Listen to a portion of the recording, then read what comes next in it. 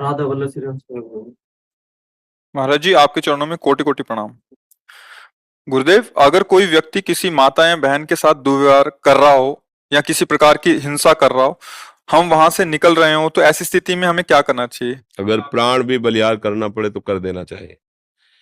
रक्षा के लिए अगर कोई हमें मार भी दे तो उसे भगवत कृपा प्राप्त होगी। उस समय ये जो नपुंसकता छाई हुई है ना, कि माताओं बहनों के साथ या किसी के साथ अहित हो रहा निगाह ये हमें बिल्कुल पसंद नहीं है। हमारा जीवन है, अगर किसी को कष्ट मिल रहा है, परहित लाग तजय जो देही, संतत संत प्रशंसई तेहि। अवसर मिले ना, जो दशरथ जी को सौभाग्य नहीं मिला वो जटायु जी को मिला है। दशरथ जी पिता हैं, लेकिन भगवान की गोद में प्राण नहीं छोड़े। भगवान के विरह में प्राण छोड़े हैं, लेकिन जटायु जी भगवान की गोद में प्राण छोड़े हैं। जानते हो क्यों? क्योंकि उन्होंने सियाजू के लिए अपने प्राणों की बाजी लगा दी। सियाजू को रावण हरण कर लिए। जानता है जटायु कि मैं रावण के सामने क्या हूं, बड़े बड़े दिक्पाल कांपते हैं, लेकिन एक पक्षी जटायु अपने पंख को प्रहार से उसको रावण को विचलित कर दिया। चोंच पंजे पंख के प्रहार से, कि तुम्हें माता को नहीं ले जाने देंगे, सीता जी को नहीं ले जाने देंगे। उस चंद्रहास के द्वारा पंखे काट दे, व्याकुल होकर गिर पड़ा। हा राम। आगे पड़ा जटायु देखा, चितवत राम चरण की रेखा। भगवान ने गोद में उठा, अंत्येष्टि के अंत समय उसका भगवान की गोद में प्राण निकला। और जो दशरथ जी की अंत्येष्टि क्रिया भरत जी ने की, राम जी ने स्वयं अंत्येष्टि क्रिया जटायु जी की। समझ रहे ना? दूसरों की रक्षा के लिए यदि हमारे प्राण भी चले जाते हैं तो हमें भगवान की कृपा प्राप्त होगी। इसमें नहीं, ये आज बहुत ही निंदनीय वृत्ति आ रही है, कायरता जिसे कहते हैं। ये बहुत, कि बगल में हम देख रहे हैं कि दुर्व्यवहार कर रहा है, वो इसे पीड़ा पहुंचा रहा है, और हम अपना सर झुका किस लिए चले जाते कि मेरा तो नहीं ना, वो मेरी बहन तो नहीं ना, मैं तो सुरक्षित हूं ना।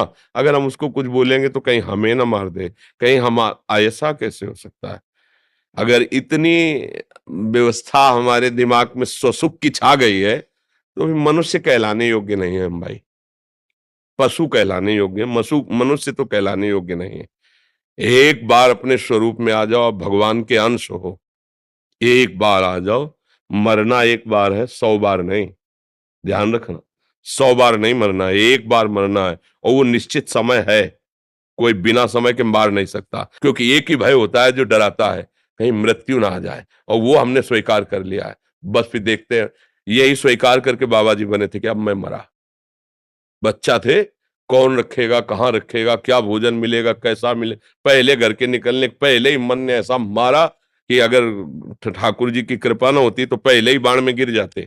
जो ये गांव से बाहर निकले जन्मभूमि से, तो ऐसी प्रेरणा मन में, क्या भोजन कैसे मिलेगा, बच्चा थे, कौन रखेगा, कैसे, क्या, कहाँ, यहाँ तो अम्मा है, परिवार है। तुरंत आया कि अब तो मरा, अब भगवान जैसे रखेंगे रखेंगे, भगवान के लिए मरेंगे। देखो आपके सामने में पूरा जीवन हो गया। एकांत गंगा किनारे अकेले घूमना, श्मशान, रात्रि में पेड़ के नीचे रुक जाना, मंदिर, कहीं भय थोड़ी लगा, क्योंकि मरा। प्रभु के लिए जीवन अर्पित, अब जैसे ऐसे कोई टच नहीं कर पाया। हाँ, उनका विधान है तो कोई गाली देगा, कोई अपमान करेगा, थोड़ा मजबूत करने के लिए ऐसे कोई। तो ये तो होना चाहिए कि जैसे हम निकल रहे, कोई हमारी बहन को छेड़े तो उस समय आप ग्रीवा झुका के जाएंगे क्या? मारो मती, उसको बंदी बनाकर, हमारा कानून है, कानून को अर्पित करो। हिंसा करके तुम नया अपराध मत करो, पर कोशिश करो बचाने की, उसको बचाओ और उसको बंदी बनाने की। यदि उसमें कुछ होता है तो भगवान जाने।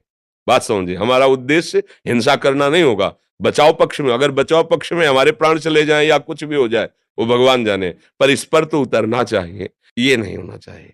ऐसा व्यवहार ना तो कभी करे किसी के साथ, और जहां तक हो सके ना होने दे, तो भगवान आपके साथ है, ये भी बात समझ लो। और जब भगवान का पावर आपके साथ है तो फिर कोई परास्त नहीं कर सकता।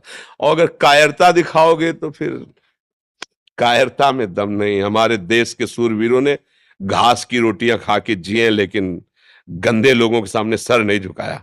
विधर्मियों के सामने आप पढ़ो, बड़े बड़े चरित्र, महाराणा प्रताप आदि बड़े बड़े हमारे देश की जो देवियां हैं, वो अपने शरीर को नष्ट कर दिया, लेकिन विधर्मियों को स्पर्श भी नहीं करने दिया।